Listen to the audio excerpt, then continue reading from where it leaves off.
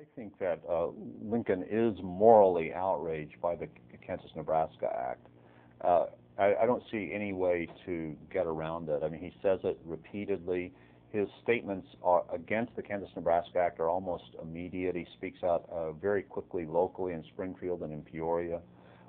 And he doesn't pull any punches. He doesn't say, I'm in favor of white men only being in the territory. No, he says, I'm opposed to the Kansas-Nebraska Act because it's an immoral extension of slavery, and this is something we can do something about.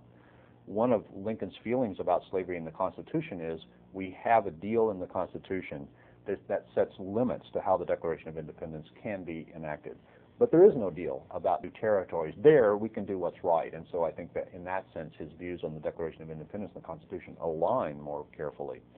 I think to understand why Lincoln becomes involved in the controversy about Kansas-Nebraska and Dred Scott, and then ultimately in the debates against Douglas, one way to understand it is, at least the way it's the way I think about it. The way I think about it is that Lincoln is an incredibly ambitious person, and he's not a person who accepts thwarted ambition too well. He just keeps doggedly pursuing it.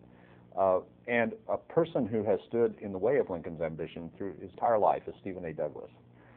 Illinois is a Democratic state, and Douglas is vying to become a presidential candidate. And so one of the reasons I think that Lincoln expresses his outrage at the Kansas-Nebraska Act is he's eager to leap into the fray against Douglas. So it's a great opportunity to try to target this person who has been, in a way, a kind of lifelong nemesis.